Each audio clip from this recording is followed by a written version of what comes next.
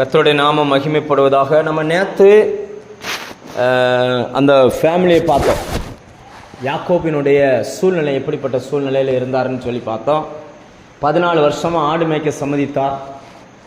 3 நேர சோறும் 2 பிள்ளைகளையும் கட்டி கொண்டார். அதான் அவருக்கு சம்பளம் 14 வருஷம். இப்போ அந்த 14 வருஷமா அந்த ஒரு கூரையின் கீழ் என்னெல்லாம் நடக்குதுன்றதை ஆண்டவர் எழுதி வச்சிருக்கிறார்.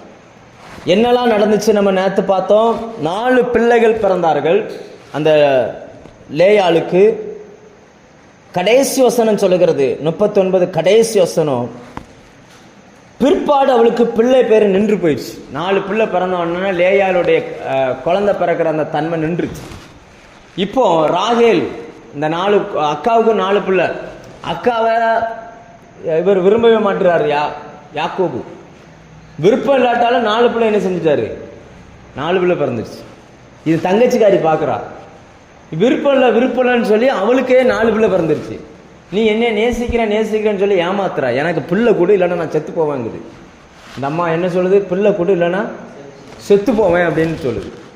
அப்போ தான் முதல்ல யாக்கோபு அந்த பெண்ணை கட்டிந்து பேசுகிறான். என்ன சொல்கிறார் அப்படின்னாச்சுன்னா, கர்த்தர் உன் கற்பத்தை அடைத்திருக்கிறார்.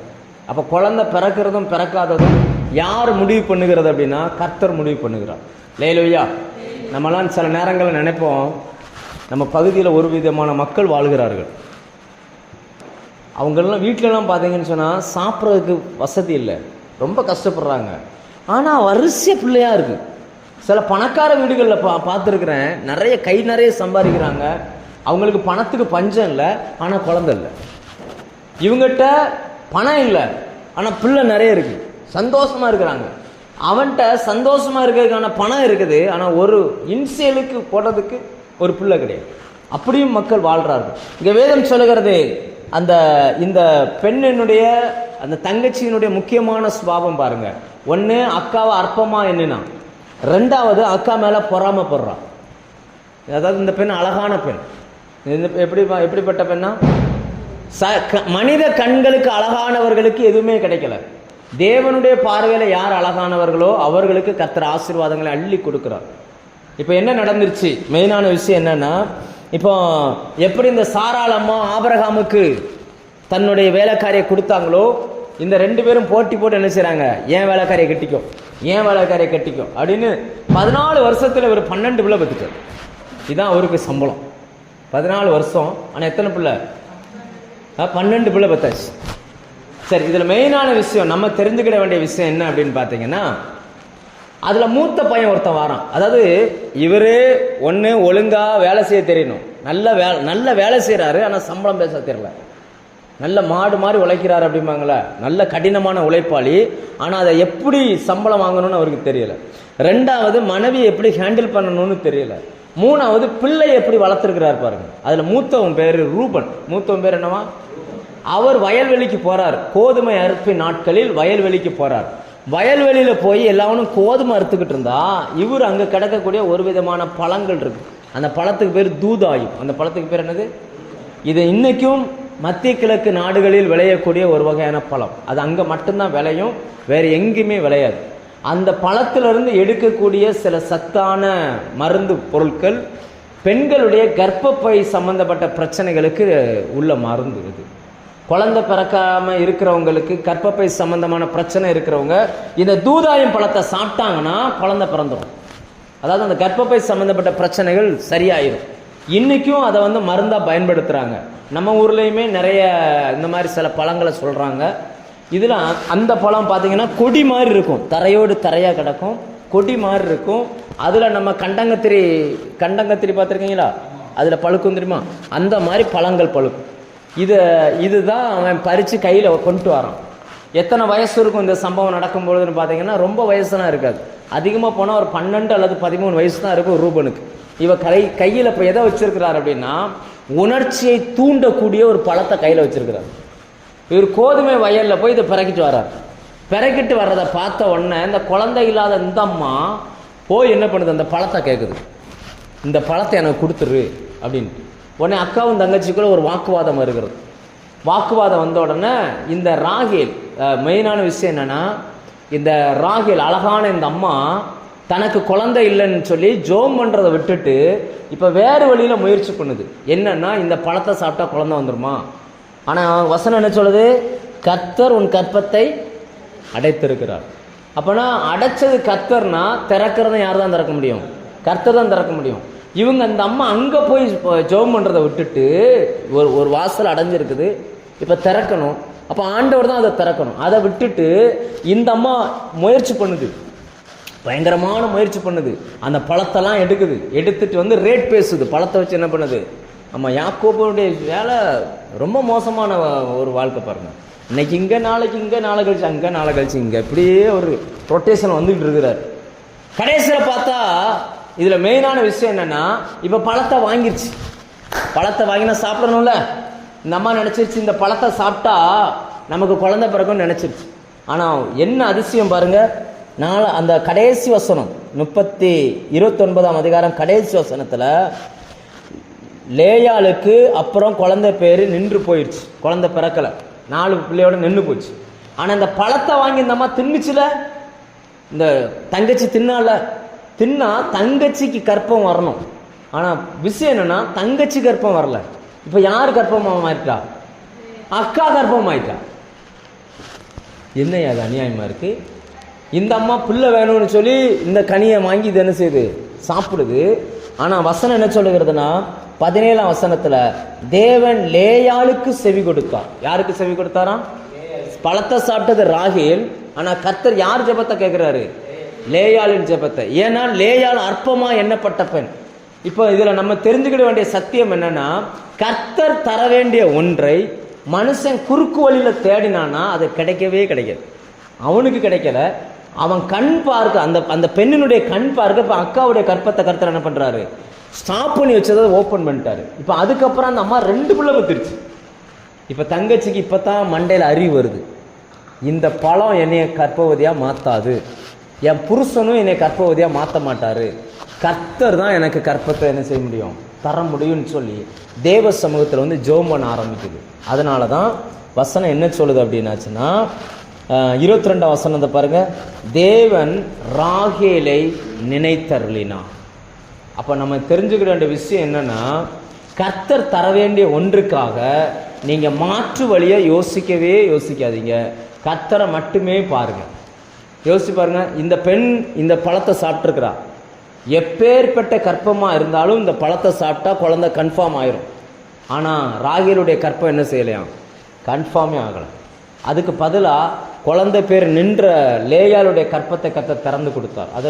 அதன் மூலம் ஆண்டவர் சொல்லாமல் சொன்னார், உன் வாழ்க்கையில் எந்த ஆசீர்வாதம் வர்றதா இருந்தாலும் நான் தான் தரணும், நீ என்னையே நோக்கி பார்க்கணுமே தவிர எந்த மனுஷனையும் என்ன செய்யக்கூடாது? நோக்கி பார்த்தா என்ன செய்யாது? நடக்கவே நடக்காது. லேலூயா, நடக்கவே நடக்காது. நம்ம என்னைக்கு மனுஷனை நோக்கி பார்க்கிறோமோ அன்னைக்கு தேவனுடைய கரம் நம்ம நோக்கி நீட்டப்படுகிறது. அது அப்படியே ரிவர்ஸில் எடுத்துருவார். 2வது, இந்த பையன் ரூபன் இருக்கானே, நம்ம பின்னாடி படிப்போம். இவன் சீர்கெட்டு போனதுக்கு முக்கியமான காரணம் இவன் கையில் வச்சிருந்த உணர்ச்சிகளை தூண்டுகிற அந்த பழம். அந்த சின்ன வயசுலேயே அவனுடைய உணர்ச்சிகள் தாறுமாறாக போய் அவனை கட்டுப்பாடு அற்ற ஒரு மனுஷனாய் மாறி போனான். தவறான பழக்க வழக்கங்களுக்கு ஆளாய் போனான். என்ன காரணம் அப்படின்னா, இவன் கையில் வச்சிருந்த அந்த பழம். சரி, இப்போ என்ன நடக்கு? 6 பிள்ளை பெற்றிருக்கிறார். இப்போ 7 அந்த ராகேலுக்கு இப்போ தான் ஆண்டவர் ஒரு குழந்தைய கொடுக்க போகிறார். அந்த குழந்தைய குறித்து பைபிள் என்ன சொல்லுது அப்படின்னா, ஒரு குமாரனை கர்த்தர் எனக்கு தருவார் என்று சொல்லி அவனுக்கு யோசேப் என்று பெயரிட்டான். என்ன பெயரிட்டானா? யோசேப். நல்லா புரிஞ்சுக்கோங்க, ராகேலுக்கு ஒரு குழந்தை இப்போ தான் பிறக்க போகுது. ஆனால் அந்த குழந்தைய பிறக்கும் போதே என்ன பேர் வைக்கிறான்னா, கர்த்தர் இன்னும் எனக்கு ஒரு குழந்தைய தருவார்ன்ற நம்பிக்கையில் நினைச்சிடான் ஒரு பேர் வைக்கிறான். ஏன் அப்படி சொல்கிறான்னா, வேலைக்காரிக்கு 2 பிள்ளை, இன்னொரு வேலைக்காரிக்கு 2 பிள்ளை, அக்காவுக்கு 6 பிள்ளை, இப்போ இவருக்கு எத்தனை பிள்ளை? ஒத்த பிள்ளை.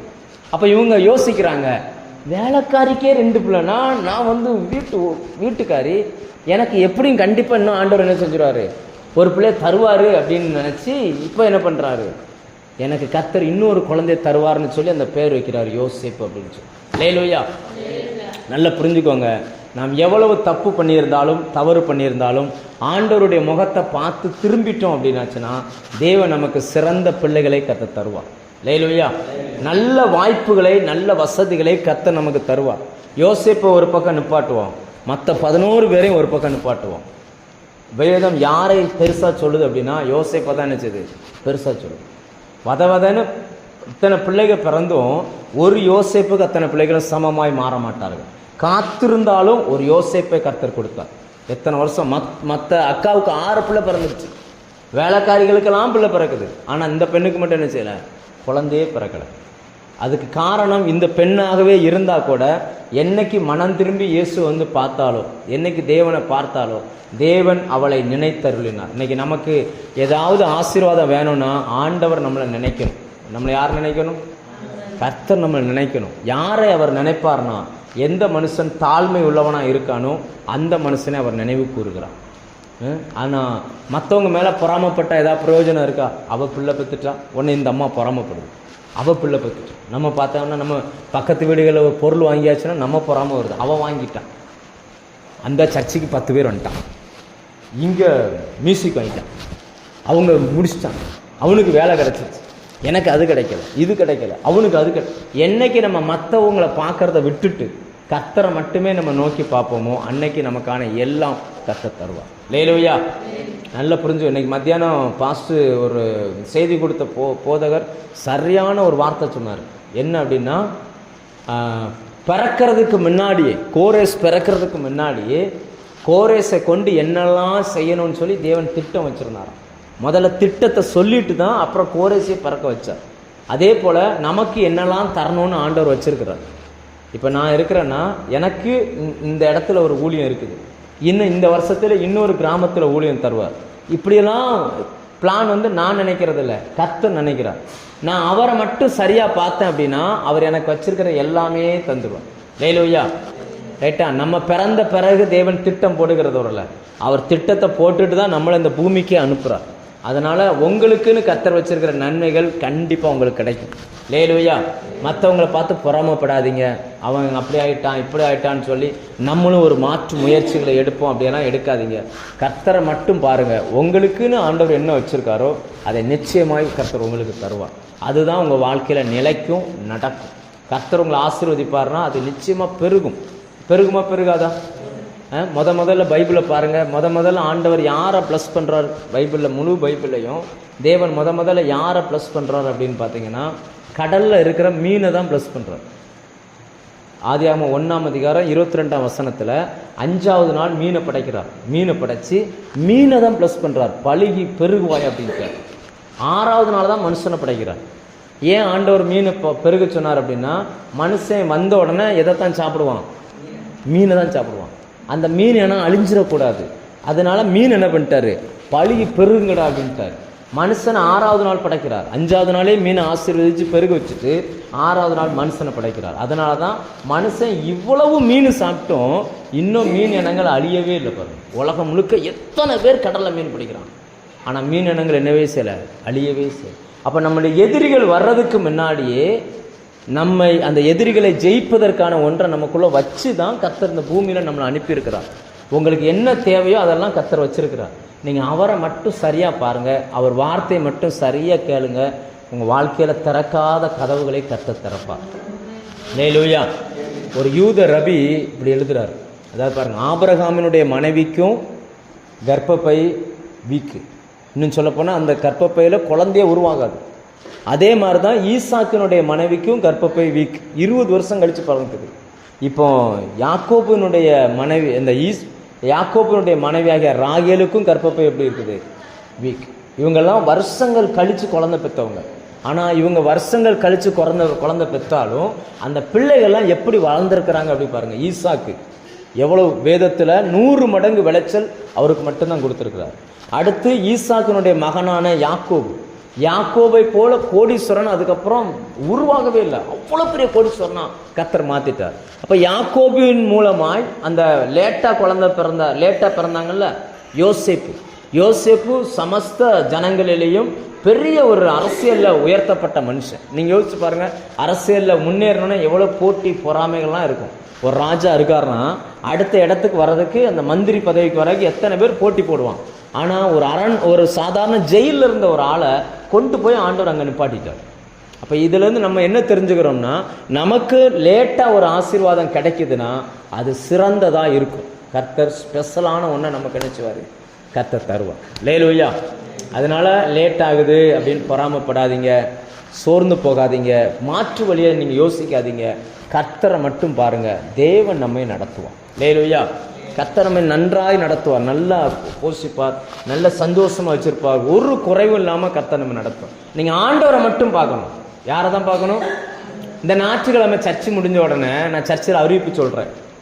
பாஸ்டர்ஸ் மீட்டிங், 2 பாஸ்டர்ஸ் மீட்டிங் நடக்குது. நமக்கு நிறைய செலவாகும். இல்லை நீங்கள் யாராவது அரிசி எதுவும் வாங்கி கொடுக்குறீங்கன்னா, இல்லைன்னா சாப்பாட்டுக்கு ஏதாவது உதவி செய்கிறீங்கன்னா செய்யுங்க அப்படின்னு சொல்லி அப்போ எப்போவுமே ஃபோன் நம்பர் தராத அண்ணன் தெரியல, சிங்கண்ணன் எப்போவுமே ஃபோன் நம்பர் தரமாட்டார். எப்போவுமே ஃபோன் நம்பர் தரமாட்டேன். நான் எத்தனையோ முறை கேட்டிருக்கேன். ஏன்னா இந்த பிரச்சனை வந்துச்சு, சிறுகுந்த பேரில் பிரச்சனை வரும்போது கூட அவர்கிட்ட நம்பர் கேட்டேன், தரவே மாட்டார். இல்லை அப்பா நம்பருக்கு கூப்பிடுங்க, அம்மா நம்பருக்கு கூப்பிடுங்கன்றார். அவராக கூப்பிட்டார். பாஸ்டர்ஸ் மீட்டிங் நான் ஏதாவது செய்கிறேன் அப்படின்னு சொல்லி நம்பரை வாங்கி அவராக கூப்பிட்டார். நேற்றே இருந்து நான் கால் பண்ணேன், இது வரைக்கும் ஃபோன் எடுக்கலை. நேற்று மெசேஜ் மேலே மெசேஜ். இப்போ என்ன காரணம் அப்படின்னா, எதிர்பாராத விதமாக கையில் இருந்த காசு வேற ஒரு இடத்துக்கு கொடுக்க வேண்டியதாக போச்சு. இப்போ கையில் பணம் இல்லை. இன்றைக்கி மீட்டிங் நடத்தணும், கையில் பணமே கிடையாது. காலையில் ஒரு 270 ரூபாய் என்னவோ இருக்குது. நான் காலையில் எந்திரிச்சு ஜோம் பண்ணிகிட்டே இருக்கும்போது ஆண்டவர் எனக்கு ஒரு ஞாபகப்படுத்துகிறாரு. அந்த 5 அப்போ 2 மீனை இயேசு என்ன பண்ணாரா, எடுத்து வானத்துக்கு நேராக அப்படி வச்சு அப்படி அண்ணாந்து பார்த்து ஸ்தோத்திரம் பண்ணி அதை புட்டு கொடுத்தார். நீ அந்த மாதிரி ஜோம் பண்ணு அப்படின்றார் ஆண்டவர்.